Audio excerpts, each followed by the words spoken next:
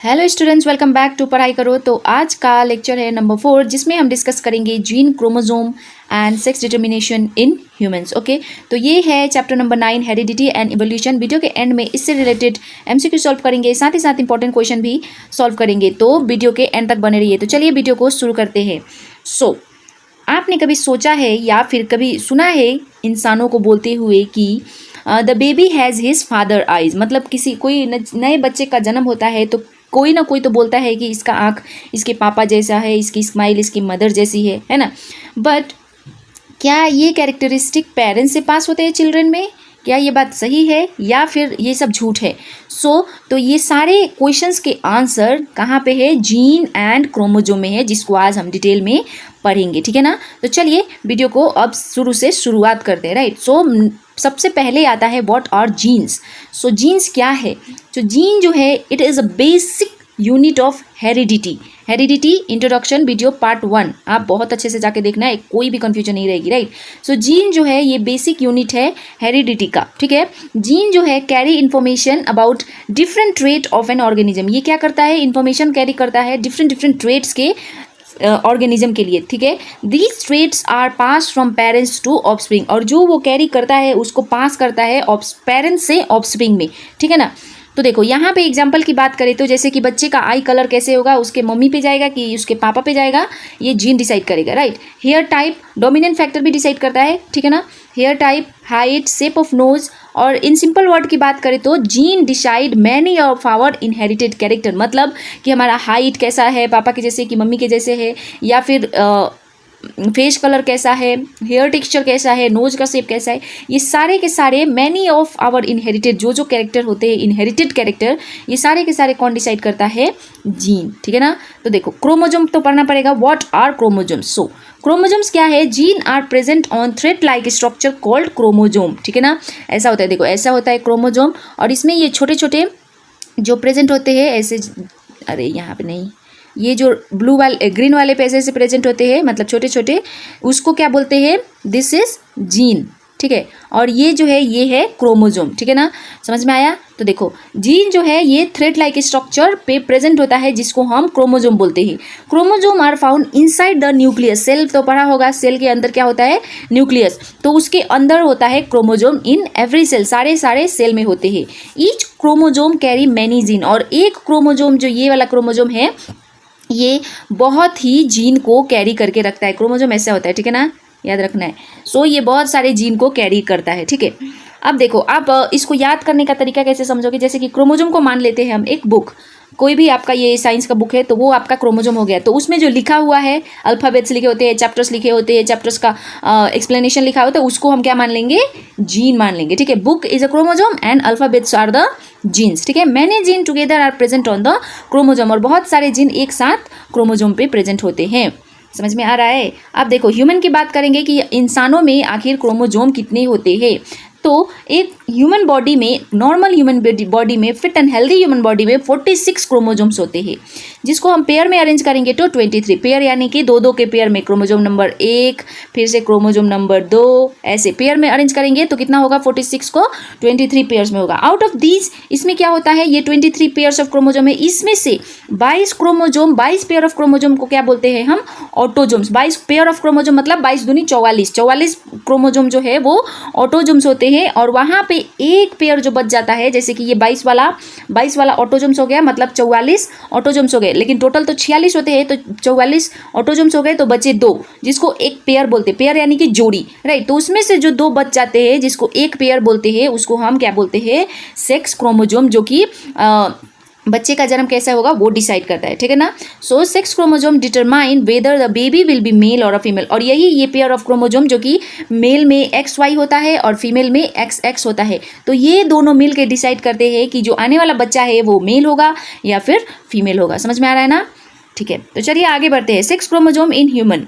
अब देखो बच्चे में जो सेक्स डिसाइड करता है, लाइक मेल होगा कि फीमेल होगा, वो कैसे होता है? तो जैसे कि मैंने बताया, there are 2 types of sex chromosome, Y chromosome, X chromosome and Y chromosome, ठीक है ना। 2 टाइप के सेक्स क्रोमोसोम होते हैं, X chromosome and Y chromosomes. तो जैसे कि फीमेल में क्या होता है? XX, सिर्फ XX, यहाँ से X और यहाँ से X, लेकिन मेल्स में क्या होता है? X एंड Y, समझ में आ रहा है? यहाँ पे डिफरेंस देखो, मेल्स में एक्स वाई होता है, वेयर एज फीमेल्स में सिर्फ एक्स एक्स होता है। ये बहुत इंपॉर्टेंट है, ठीक है ना, बोर्ड के पॉइंट ऑफ व्यू से। तो देखो, जब नए बच्चे का जन्म होता है तो वो तो हम देख लेते हैं कि वो लड़का है कि लड़की, लेकिन जब वो बच्चा जब मम्मी के पेट में होता है तो कैसे पता चलता है कि वो लड़का है कि लड़की? तो ये बात चलती है पता, how is the sex of the baby determine, मतलब ये जो बच्चा लड़का होगा कि लड़की होगा ये कैसे डिटरमाइन होता है। तो देखो, मम्मी फीमेल के पास क्या होते हैं सेक्स क्रोमोजोम? सिर्फ एक्स एक्स, तो वो कोई भी मेथड करे सिर्फ एक्स एक्स क्रोमोजोम ही निकलेगा उसके गैमेट से, राइट। लेकिन फादर के पास कितना है? मेल के पास एक्स वाई क्रोमोजोम है, राइट। तो यहाँ से दो टाइप्स के क्रोमोजोम निकलेंगे, एक होगा एक्स और दूसरा होगा वाई, ठीक है ना। सो पॉसिबिलिटी क्या होगा? देखो, मदर लोग क्या करेंगी, मदर के पास तो सिर्फ एक्स एक्स है, जैसे कि ये एम मान लेते हैं मदर, और फादर के पास क्या है? X Y. तो पॉसिबिलिटी क्या होगी? मदर तो हमेशा एक्स ही देगी, राइट, एक्स एक्स ही देगी, और फादर क्या देगा? एक्स और वाई। तो देखो, अगर एग एक्स कैरी कर रहा है और एक्स के साथ मिल रहा है तो ये होने वाला बच्चा जो होगा एक्स एक्स लड़की होगा, और अगर स्पर्म जो है वाई कैरी कर रहा है और मदर तो एक्स ही देगी, तो ये दोनों जो बच्चे होंगे एक्स वाई वाले वो क्या होंगे? लड़के होंगे, ठीक है ना। तो ये मैंने यहाँ पे डिटेल किया है। देखो, मदर एक्स दे रही है, फादर वाई दे रहा है, तो यहाँ से क्या होगा? X Y, that is boy, ठीक है ना। तो देखो, ये टेबल आपको याद कर लेनी है, बहुत ईजी है। तो देखो, फादर के पास एक्स वाई होता है तो यहाँ पे दो गैमेट बनेंगे, आप पनेट स्क्वायर पढ़ के आ रहे हैं, राइट। तो एक्स वाई होगा, और यहाँ पे मदर के पास तो कोई ऑप्शन नहीं है, ये सिर्फ एक्स एक्स ही देती है, राइट। तो यहाँ से एक्स और ये एक्स, फादर का एक्स और वाई पनेट स्क्वायर पढ़ के आए हैं, तो आपको दिक्कत नहीं होनी चाहिए, राइट। सो जब ये एक्स एक्स मिलता है तो यहाँ पे एक्स एक्स बनता है, जो कि क्या होगी? Girl, right. यहाँ पे एक्स और ये वाई मिलके एक्स वाई बनाएगा, जो कि क्या बनाएगा? Boy, okay. फिर एक्स और एक्स मिलके ये एक्स एक्स बनेगा, और एक्स वाई मिलके एक्स वाई बनेगा, तो ये दोनों क्या होंगे? बॉय होंगे। देखो, ये एक्स वाई बॉय, और ये जो एक्स एक्स है जो गर्ल होंगे। याद रखने वाली बात है, ठीक है ना। पनेट स्क्वायर आप पढ़ के आए हैं, तो कोई नहीं समझने का चांसेस तो है नहीं, क्योंकि मैंने ही पढ़ा है, राइट। सो प्रोबेबिलिटी क्या होता है? देखो, अगर कोई मदर प्रेग्नेंट है तो प्रोबेबिलिटी क्या होता है? 50% चांस होता है कि वो लड़की हो, या फिर 50% चांस होता है कि वो लड़का हो। यहाँ पे रेशियो कितना आया था? 2:2 है ना। देखो, 2 बार लड़की का चांसेस है, 2 बार लड़के का चांसेस है, यानी कि 2:2 है, 1:1, राइट। तो यहाँ पे 50% का चांसेस होता है, तो कोई दिक्कत की बात नहीं है। Every pregnancy is independent event, मतलब वो लड़का भी हो सकता है, लड़की भी हो सकता है, कोई डिपेंडेंसी नहीं होती है, ठीक है ना।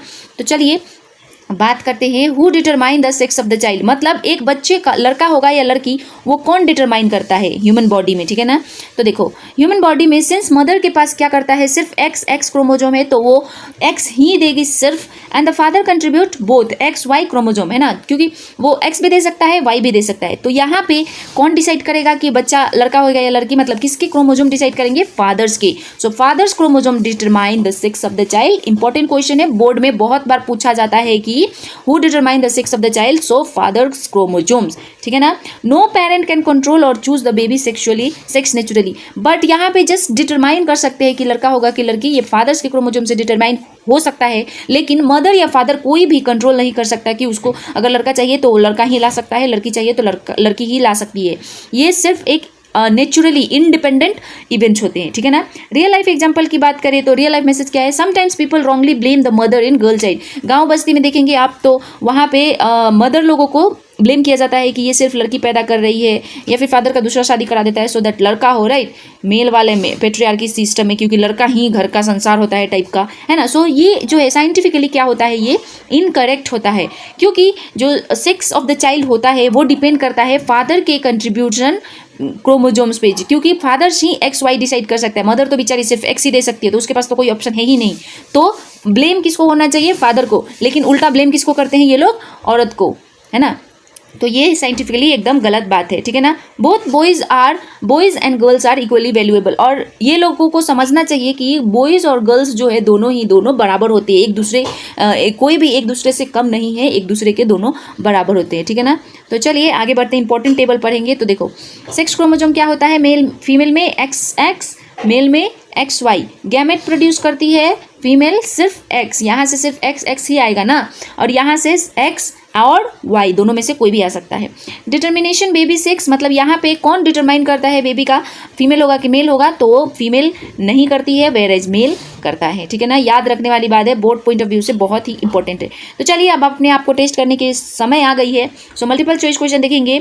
सबसे पहला क्वेश्चन नंबर 1 है, the basic unit of heredity is. Basic unit of heredity क्या है, चलिए बताइए। मैंने स्टार्टिंग लेक्चर में ही बताया था, राइट। तो आपको फटाक से कमेंट सेक्शन में बताना है। Option number B is gene, right.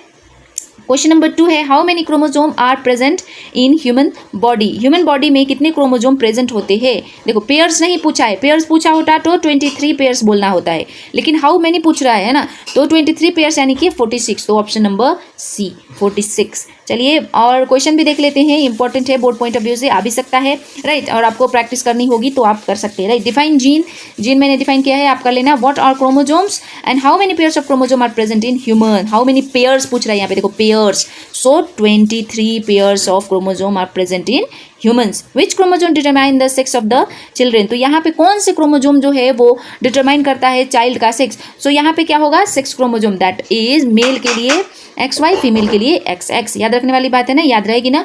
So question number 7 है, why is father responsible for determining the sex of the child. देखो फादर को ही क्यों डिटरमाइन किया, क्योंकि फादर के पास XY सेक्स क्रोमोजोम है और ये आइदर X दे सकता है और Y दे सकती है, इसीलिए ये आप लिख लेना, ठीक है ना। चलिए क्वेश्चन नंबर 8 देखते हैं, लॉन्ग टाइप क्वेश्चन में। इसमें क्या है, question number 8 is explain sex determination in human with help of diagram. यहाँ पे सेक्स डिटर्मिनेशन आपको एक्सप्लेन करना है, XX XY अपन स्क्वायर बना सकते हैं, right. So differentiate between gene and chromosome. Gene क्या है, क्रोमोजोम के ऊपर रहता है, और क्रोमोजोम क्या है, एक बड़ा थ्रेड लाइक स्ट्रक्चर, राइट। जैसे कि बुक हो गया क्रोमोजोम, उसके अल्फाबेट्स हो गए जीन, ठीक है ना। और नंबर 10 है, draw and explain XX XY mechanism of sex determination. यहाँ पे आप पनेट स्क्वायर बना के आराम से एक्सप्लेन कर सकते हैं। सो स्टूडेंट ये था ऑल अबाउट लेक्चर नंबर 2, जिसमें हमने बहुत ही इंपॉर्टेंट टॉपिक देखा है, sex determination, gene and chromosome. I hope आपको बहुत ही अच्छे से क्लियर हो गई है। और हम आने वाले कमिंग लेक्चर्स में क्या पढ़ेंगे, चैप्टर को और भी अंडरस्टैंड करेंगे, जिसमें हम पढ़ेंगे evolution and how variations arise and why they are important for survival of species. So I hope आपको ये चैप्टर बहुत ही अच्छे से क्लियर हो रही है। वीडियो अच्छी लगी तो वीडियो को लाइक करके चैनल को सब्सक्राइब करना ना भूलना, अपने दोस्तों के साथ जरूर शेयर करना। मिलते हैं नेक्स्ट वीडियो में, तब तक के लिए bye students, all the best.